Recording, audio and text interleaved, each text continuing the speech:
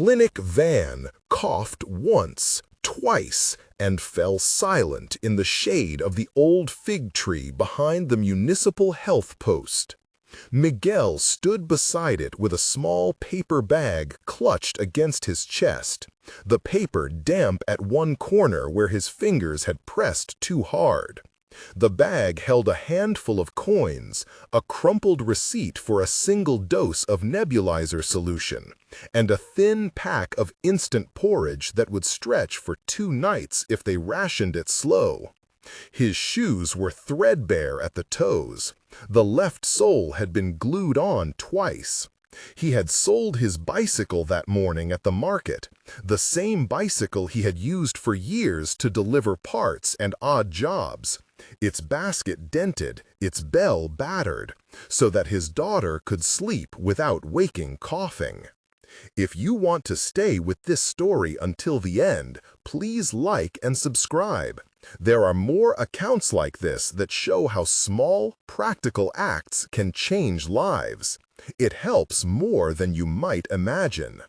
The fig tree's leaves blocked the sun into a mottled pattern on the van's pale side.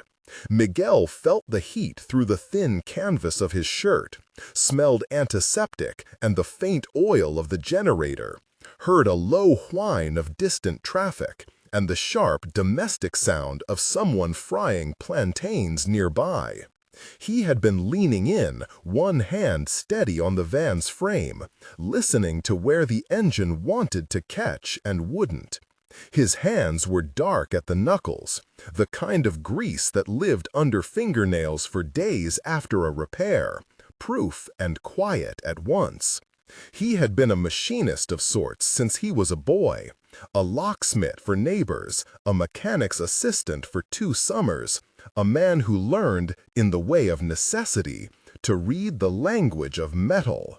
When Anna first found him beside the van, she had a clipboard and an embarrassed smile, the look of a volunteer who had outstayed her welcome. She had seen him in the courtyard the day before, fingers working on a hospital bed's wheel, and again that morning with the bike basket empty. She asked her gently whether he could take a look. Miguel had done more than take a look. Within an hour, he had traced a short in the converter, replaced a corroded contact with a spare strip of copper he'd been carrying in his bag, and improvised a grounding strap from an old bicycle spoke. The compressor hummed back to life like a reluctant animal. No one had filmed him then. The van's battery life had been scarce, and the clinic staff too busy to think of cameras. But someone always watched who would later tell someone else. His daughter, Leila, slept in a single bed under a mosquito net in a small room that smelled of laundry soap and boiled lemon peel. The net had once been bright blue. Now it was softened to a summer sky gray. Leila kept small, precise things on the shelf above her pillow: a chipped plastic doll, a tiny matchbox car, a photograph of Miguel smiling with his bicycle, the 2 of them flaring with sun. She was 7, but had the neat compactness of a child who had learned to make her own space in a house that made little room for anything extra. At night, she wheezed in a way Miguel had not known how to answer until he started learning the names of machines and the shape of air. The bicycle had been for sale for months in Miguel's mind before it left the market stall, first as an idea, then as a necessity. He had pedaled scant miles since the winter, moving from house to house for small repairs, tightening hinges, fixing leaky faucets, mending the gears of a neighbor's sewing machine in exchange for 2 kilos of rice. When Leila's cough turned into a hospital visit and the doctor said the nebulizer would help, Miguel realized there was no room for hesitation. The market was loud that morning. The buyer was a schoolteacher who paid with a careful smile and asked nothing in return for the story he knew it would make. A man who gives up his wheels for his child. Miguel agreed, barely hearing the words. He kept his hands on the handlebars until the bell slid from his fingers. Then he walked away without looking back. Word spread like a thrifted flyer from that small decision.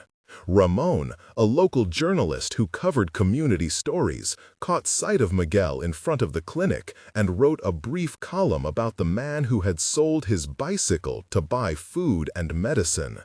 Ramon had a habit of human detailing headlines. The paper bag, the patched shoes, the way Miguel hummed under his breath while he worked. The column was modest, placed between the obituaries and the dry municipal budget notices, and yet it touched something. A young filmmaker named Raon, who freelanced with a camera and a flair for close-ups, found the piece and visited the clinic the next week with a pocket camera and a soft persistence. He recorded the creak of the van's door, a close shot of Miguel's hands threading a spark plug, the tired smile Miguel offered when asked about Lila. The short clip landed on the online channels in a way Ramon could not have predicted. It moved through the neighborhood chat groups, then into the wider feed, and people started to comment, to share. At first, the attention was awkward at the edges. Miguel had never imagined being seen. Offers arrived that week from people who wanted to put him on a stage, to photograph him with lights and ribbons, to turn his story into a symbol. They spoke of sponsorships, of fundraisers, of rapid resolutions that felt more like spectacle than help. Miguel's first instinct was to step back. The word charity, sometimes arriving with palms open, had about it a hunger Miguel was not willing to feed. Dignity was the word he held, not as a slogan, but as a firm rule. He accepted the kindness of neighbors and the raw generosity of those who left small envelopes at the clinic counter, but he refused to let his daughter's face become a headline for someone else's applause. Still, the clip changed the terms of Miguel's life in practical ways. A retired mechanic, Victor, saw the film and walked to the clinic with a battered toolbox and an alley cat grin. "You do the delicate stuff," he told Miguel. "I have the strength." Victor started to leave when the sun was high and came back when the dust thickened.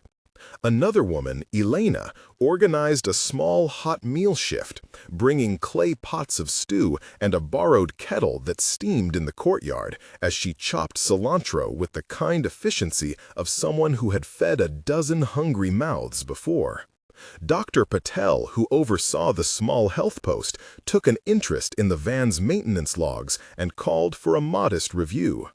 "If machines can be kept running locally," she said to the team, "we save both money and trips. We change who waits for care." From the improvisations at the van, a plan quietly unfurled. Miguel fixed, Vincent helped, Elena fed. People began dropping off small things: used gauges, a single oxygen concentrator discarded by a private clinic with a broken valve, a coil of wire, a pair of insulated gloves. Anna, the volunteer with the clipboard, turned organizer in spite of herself. She wrote receipts for donated parts, counted hours, and posted a modest ledger on the clinic's notice board, entries precise, inked in a clear hand. The ledger became an emblem of trust. It listed the bicycle sale as a line item, a single neat entry bearing Miguel's own handwriting where he had noted what he had exchanged for the money he used that week. The first formal meeting took place beneath the fig tree.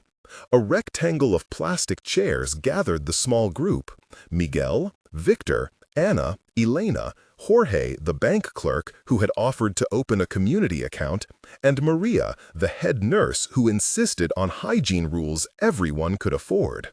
They outlined a simple goal: to keep local medical equipment working, to train a handful of apprentices, and to keep the work accountable to the neighborhood. They called it the Workshop, a name with no grandeur and enough plainness to keep it honest.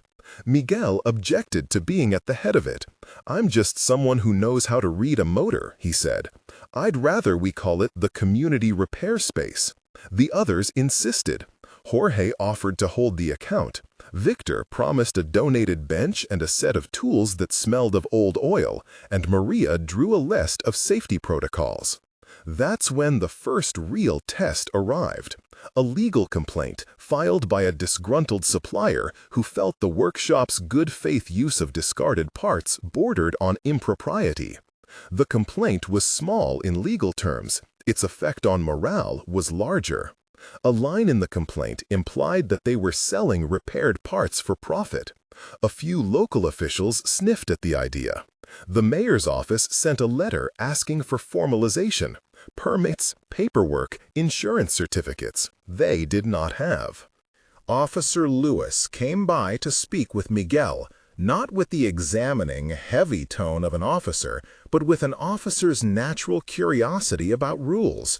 "You can't run an unregistered clinic," he said, and Miguel nodded. He did not want to run a clinic.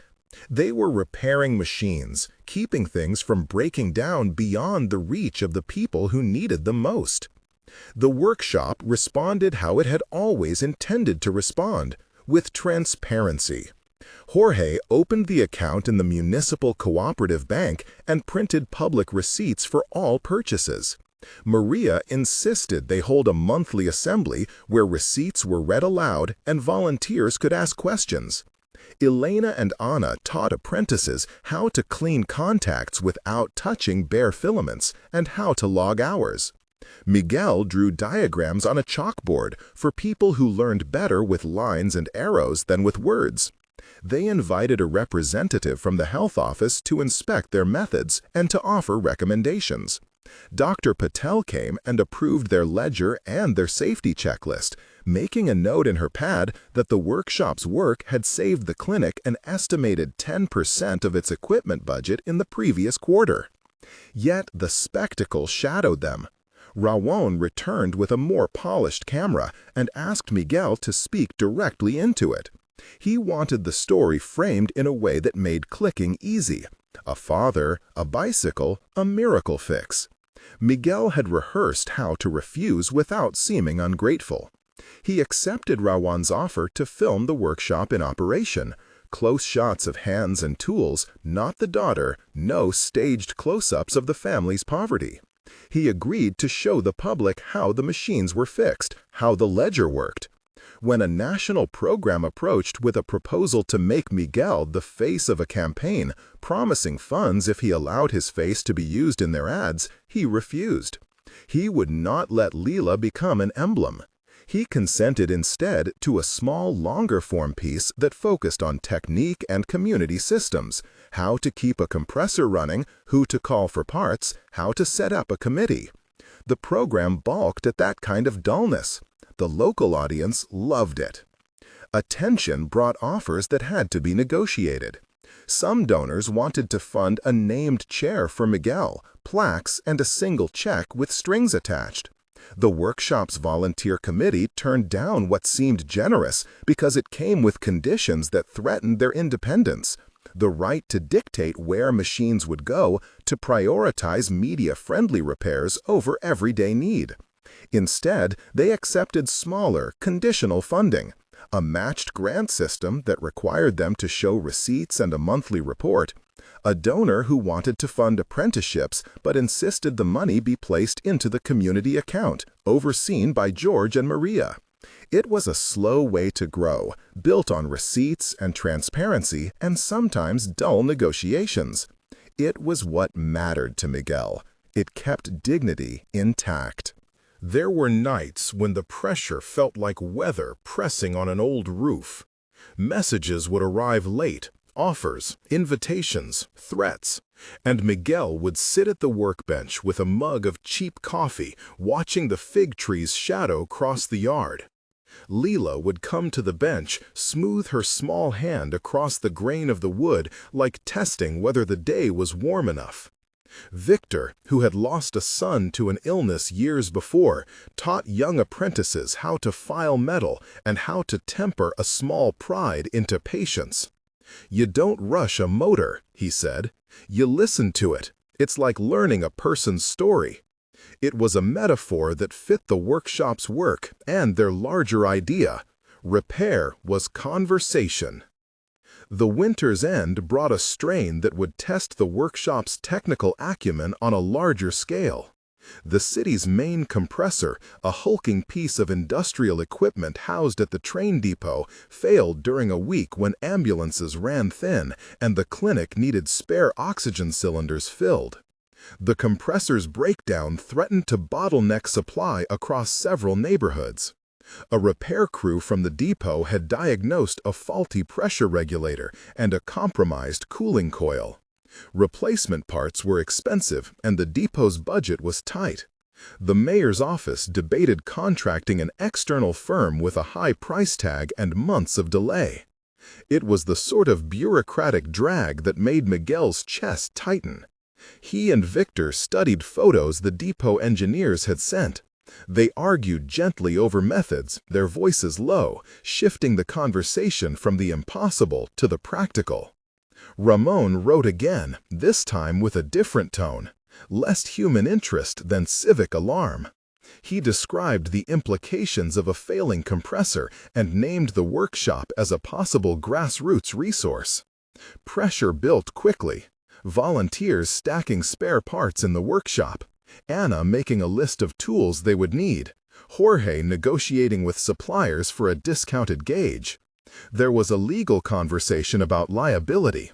The depot's union representatives were wary of outside hands on critical equipment. Officer Lewis sat in a meeting with the depot foreman and Miguel and listened as both sides argued for prudence. The union insisted on certified technicians. Miguel insisted he had years of experience and a team trained under supervision. The workshop proposed a hybrid arrangement. They would work under the depot's chief engineer's supervision, documenting every step, and the depot would sign off at the end. Consent and governance again became their answer. They drafted a memorandum. The depot would provide oversight. The workshop would provide labor and some small parts under a scoped, documented plan. A representative committee would include a depot engineer, a union observer, and a workshop trustee. It was not heroic, it was municipal. It was the tedious, paper-heavy route that kept control in multiple hands. The mayor agreed to a provisional contract that required daily logs, sealed receipts, and a public audit at the end. In the end, the depot's chief engineer, a woman named Marta, who had a soft way of making tough calls, closed the memo with a line that surprised Miguel. "We need people who can fix things, and we need to teach others to fix them too. This is how cities stay alive." The day they began the compressor work, the air was cold and smelled faintly of grease and old coal. Miguel wore a jacket that smelled like the workshop, oil and lemon soap, and his gloves were patched at the fingertips. Raon arrived with his camera, but had been told there would be no hero shots. He filmed the measurements, the official stamps, the hands of many people. The repair itself was technical and collaborative, isolating the unit safely, checking pressure differentials, removing a corroded valve that had sat for years. Miguel worked in a team, his movements measured, Victor steady at his side, 2 depot engineers over his shoulder. It was the largest piece of equipment Miguel had ever touched, and the weight of the moment tightened his palms.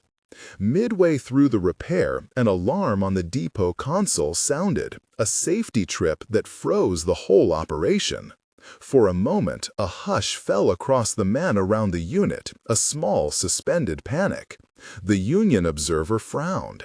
Then Marta, calm and precise, asked Miguel to isolate the feed she had pointed at and to test a secondary relay. Miguel followed her instruction, his hands moving the way they always had, reading metal and sound.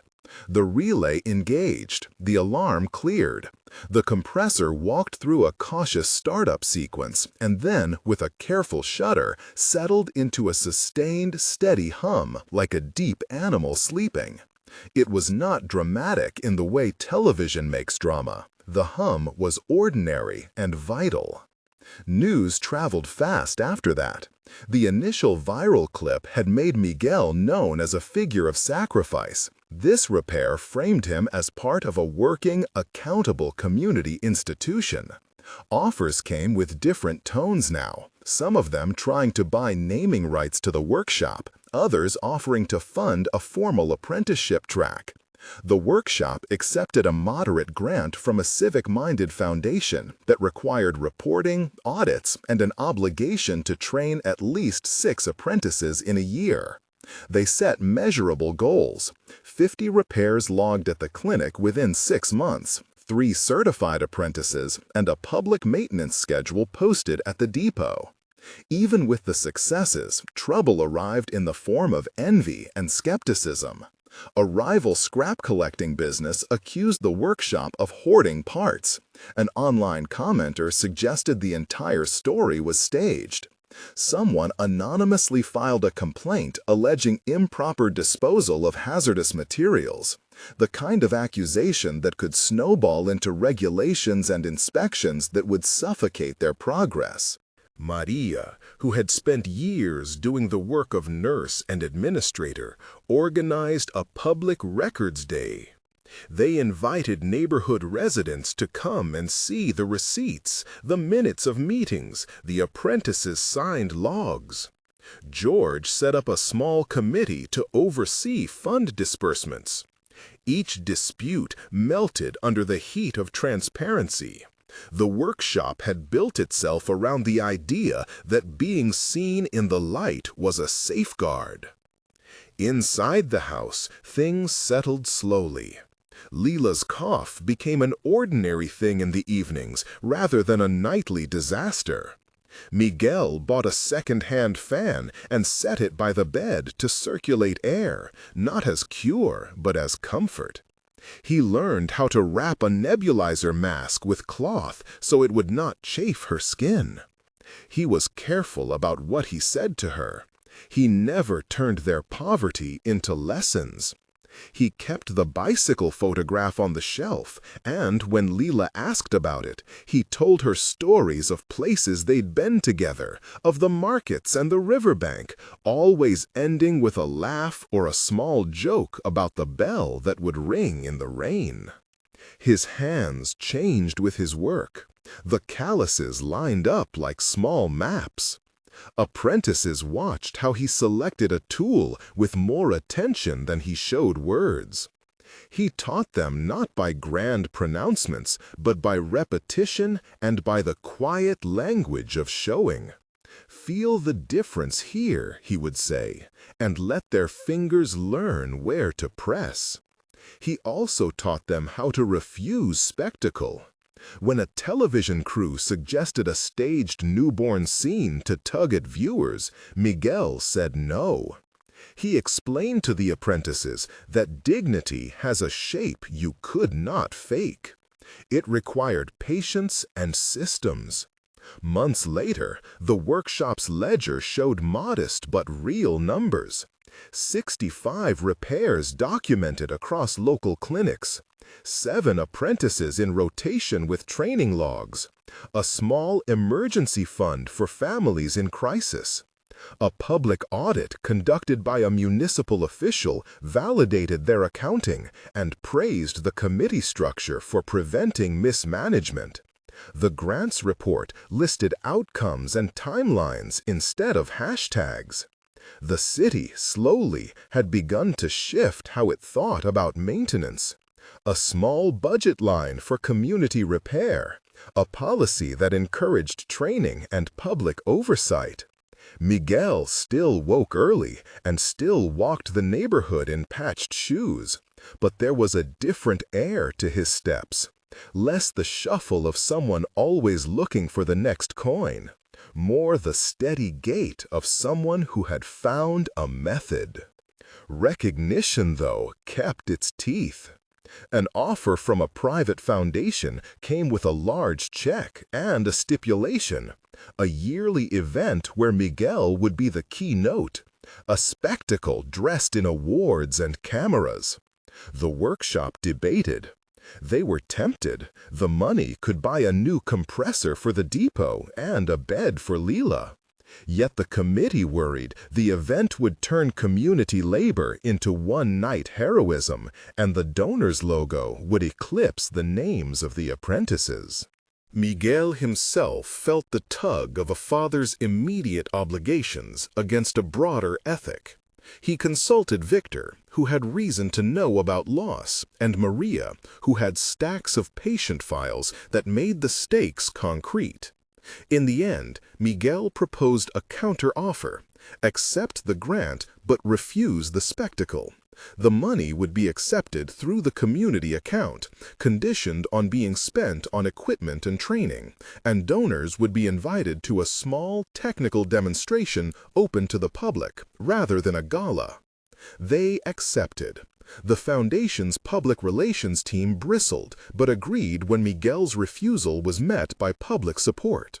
The day the check cleared the account, Lila came by the workshop with a small hand-drawn card. It said, in the crooked script of a 7-year-old, "Papa fixes the loud birds." Miguel laughed and tucked the card into his toolbox, where he kept spare nuts and a folded receipt. It felt like a quiet victory, money in the bank, and the child who could call a compressor a loud bird. Yet, for all their governance and small victories, the workshop's human story remained centered on small acts of sacrifice. Neighbors continued to leave food, blankets, and an occasional coin in the donation box. Miguel still walked barefoot once a week to a second-hand stall and bought tiny things for Lila: pencils, a plastic whistle. When complaints arose about alleged favoritism in who received repair priorities, Miguel and the committee opened the books and adjusted schedules. They learned the hard way that transparency was not a one-time fix, but a daily practice, requiring patience. As the city moved toward recognizing the workshop as a model, other neighborhoods asked to replicate it. Miguel refused to be called a hero in public statements, but he did not refuse to send a small team to teach methods: how to set up a ledger, how to train apprentices safely, how to negotiate with municipal bodies without losing independence. He took that role with the same quietness he brought to tools, not for fame, but because he remembered the sting of needing help when there had been none. The challenges were far from over. Accusations, budget constraints, and the everyday grind of running a community enterprise persisted. But the workshop was now more than Miguel's hands. It was a structure that outlived the meanness of any headline. People learned to fix things and to keep records. Donors learned to check receipts. Apprentices learned to refuse spectacle for dignity's sake. Miguel watched all of it with the steady, slightly amused amazement of someone who had once sold a bicycle to buy porridge and medicine and had found, unexpectedly, a larger way forward. On an evening when the sun slid between buildings and painted long gold bars across the workbench, Miguel stood with his palms flat on the wood. He could feel the grain, the small grooves worn by years of use. Leela, now slightly taller, leaned against his leg and told him about a class at school where they had learned to name parts of a bicycle. She wanted to know when he would teach her to read a gauge.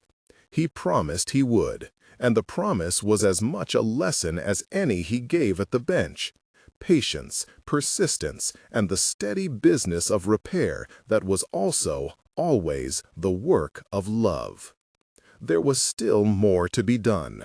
The legal complaint had been settled, but a pending municipal policy review could change their status.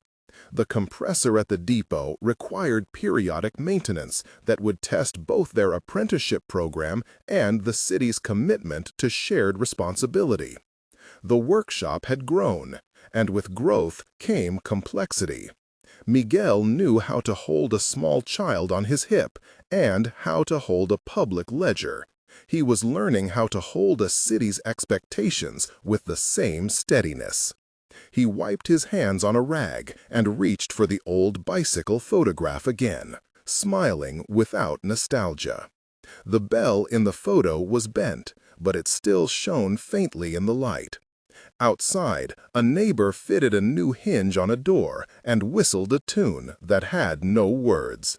The sound was ordinary and full, like a machine that was, finally, being tended well enough. At dawn the next week, the workshop smelled of oil and wet concrete. A thin rain had passed through while Miguel slept. Drops still clung to the corrugated roof like a scatter of tin coins. He arrived early, wiping his boots on the mat that had been given to them by an elderly seamstress down the lane. The ledger lay where it always did, open to the page that recorded the foundation grant and the line items they had promised. He traced the numbers with a forefinger, as if counting blessings and obligations. A notice sat on the counter when he pushed the door wider, an official envelope, stamped and folded so many times the paper had the tired look of old skin. Rosa from the outreach office had come by, leaving it politely pressed under the coffee can. Miguel broke the seal. The language was careful and clinical, a request to clarify the workshop's legal status and a warning that changes in municipal policy might reclassify shared equipment as public infrastructure, with new regulations and requirements. It was not an attack, not yet. It was a reminder that the system that allowed them to exist could also, with a single recalculation, make them impossible. He called the committee. They sat around the workbench under one lamp, the light angled so shadows matched the lines in their faces. Salma, who kept accounts, pushed back a cup of coffee and said plainly that if the policy frames the compressor as municipal infrastructure, the depot would require outsourced maintenance contracts, contracts the workshop could not bid for without losing the community hold. André, a quiet man with hands like split wood grain, worried aloud about liability. "If something happens there, the whole neighborhood could be blamed," he said. Leela listened from the doorway, fingers intertwined, trying to fold the worry into something she could carry. Miguel thought of the little card with the crooked hand and the words, "Loud Birds."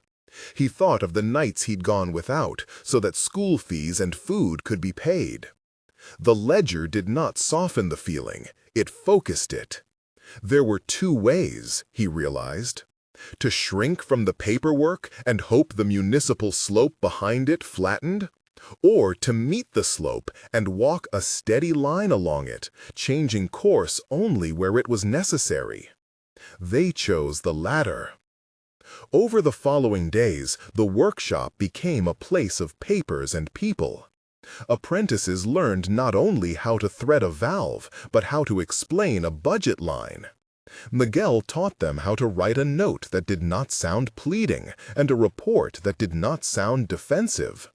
Rosa visited twice. She brought a clipboard and listened. She asked about schedules and about who used the compressor and why. When Miguel showed her the logbook from the depot, signed hours, names, the small notes about maintenance, her expression softened. "Show us what you mean," she said, not as a concession, but as a practical step. They arranged a demonstration. Miguel refused the trappings that had once followed any donor check. There would be no speeches elevated with florid applause. Instead, they prepared the depot and the workshop for a morning that would be technical and honest. A walkthrough of maintenance routines, apprentices demonstrating how they diagnose leaks and balance pressure, neighbors bringing items that needed repair. Miguel wrote an agenda that read like a recipe, simple and exact. The day arrived under a high, clean sky. People came on foot, by bicycle, loaded with creaky pumps and a child's battered scooter. A municipal technician arrived with a clipboard. A council representative came with shoes that had not yet been softened by dust. The demonstration began with Andre carefully disassembling a failing coupling and explaining, in steady voice, the signs of wear. A woman from the neighborhood brought a water pump that had been silent for months. Within an hour, it purred again. A teacher wheeled in a box of school bicycles. Children clustered around as Miguel taught Lila to read the gauge and to listen to the pitch of a properly adjusted wheel. Rosa watched the ledger as much as the hands. When she saw the apprentice's neat entries, hours, parts used, community recipients, she nodded. She asked Miguel about the agreement they had with donors.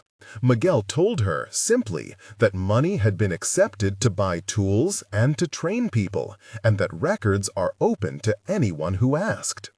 He showed her the drawer where the grant check had been filed and the receipts for the compressor's filters. Small things, but they added up. By noon, the municipal representatives had seen what the workshop did. They had seen neighbors who could no longer be written off as passive recipients, but who could repair, teach, and account. They had seen that the compressor at the depot would not be a municipal cog or a private prize, but a shared piece, maintained in partnership. The policy review, Rosa said, could pause to consider a pilot, a formal agreement that recognized communal stewardship and required shared maintenance schedules rather than full municipal takeover. It was not a victory shouted from rooftops. It was a paragraph in a staff report that might or might not hold. It was an invitation to set up a timetable and a committee and to formalize responsibilities. Miguel accepted the terms because they preserved what mattered: the workshop's hands-on governance, its apprentice program, and communal access without spectacle. That evening, after the visitors left and the children had pulled their scooters home, Miguel stood again at the bench. Lila climbed into his lap and, with the solemnness of a child who has learned a small power, she fitted the bell back on an old bicycle. Miguel showed her how to crimp the wire and tighten the nut with fingers that knew exactly how much. She turned the handlebar. The bell rang, bright and a little uneven. "You taught me well," she said. "You taught me to slow down," he answered. He returned the hand-drawn card to the toolbox, tucking it deeper this time, as if the folded receipt might shelter it from weather and from the dull arithmetic of obligations. Outside, someone hammered a hinge into place, and a dog barked once. An ordinary interruption that sounded, suddenly, like affirmation. There would be forms to file and meetings to come, and the slow work of training the city to trust a neighborhood. Miguel wiped his hands, put a rag in the jar, and turned the sign on the door to closed. He did not feel like a hero. He felt instead like a man whose life had become an accumulation of small, correct choices. An apprentice's patient explanation, a neighbor's letter, a donated wrench cleaned and returned. It was enough for now to know the way to continue. Weeks threaded themselves into the ledger, the workshop's hours filled with the same small certainties. A bell that needed re-riveting, a crankcase with a hairline fracture, a child's tricycle with a bent axle. Apprentices arrived earlier, hands smelling of oil and bread, and stayed later, the benches lit by lamps and conversation. Miguel watched them from the doorway as if he were learning the shape of patience anew. Andre kept a steady hand with parts and with people.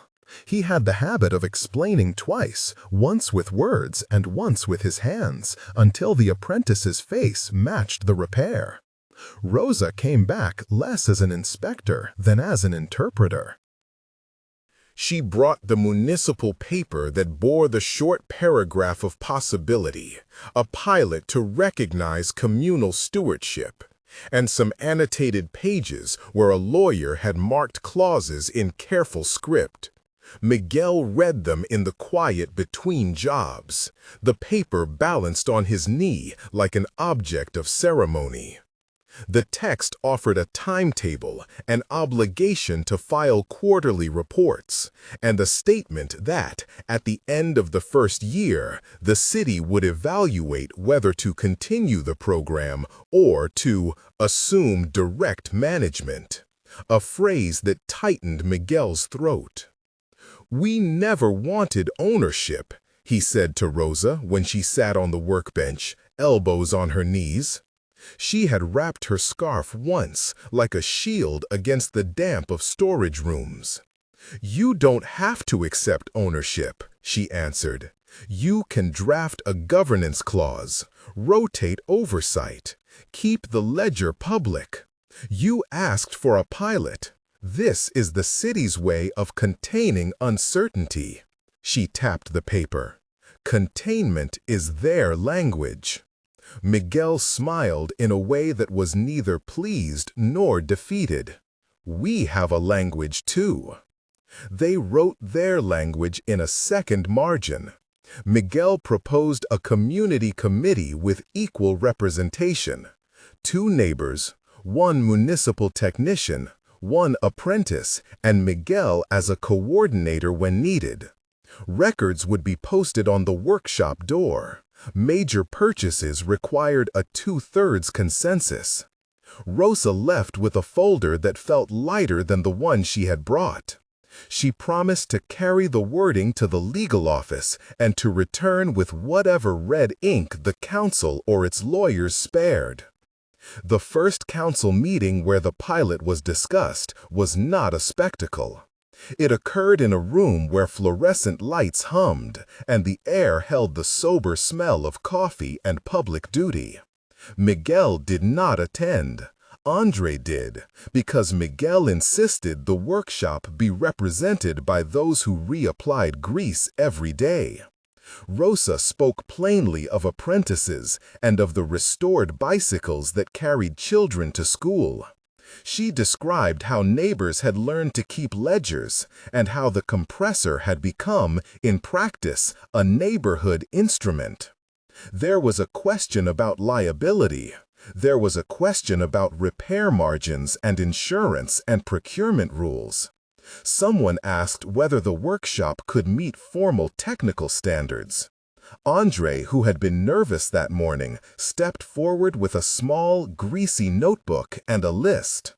Technician certifications, maintenance logs, photographs of repaired equipment, and apprentices' hours. He read the numbers out loud and paused between them the way a mechanic pauses between clunks of a stubborn engine. Measured, patient. The room listened. A motion was made to authorize the pilot under the Community Governance Clause with specified inspection visits and with a promise of modest municipal funding for consumables. It passed by a few votes more than required. The resolution was not thunderous. It was practical and bureaucratic, and for that same reason it might endure. After the meeting, Miguel walked along the depot road and felt the evening like a hand upon his shoulder. He remembered the day the compressor had been delivered, strangers in suits standing around and fingers pointing to the machine as if it were a trophy. He had kept the compressor under lock and keys then, uncertain of the difference between gratitude and obligation. Now he walked past it under the open sky and thought of rust-resistant filters and of the steady work of replacing them on schedule. He thought of the ledger and its honest columns. He thought of Lila, who could now read a gauge and tell by the pitch of a wheel what it needed. The pilot made the ledger important in a new way. Neighbors began to bring requests on paper forms, handwritten and folded with care. Simple things, a pump that failed at dawn, a weather vane that had come loose, generated entries that threaded the community into a record. Apprentices learned how to write succinctly: date, item, hours, parts, recipient. The workshop's drawer of receipts grew busier, but each slip was a certificate of trust. Then, in the second month of the pilot, the rain came hard to reveal the weak seams of the town. A pipe feeding half the eastern quarter split beneath a road. Water gushed into a culvert, and the pressure stirred in the pumps. People came to the workshop with wet shoes and anxious faces.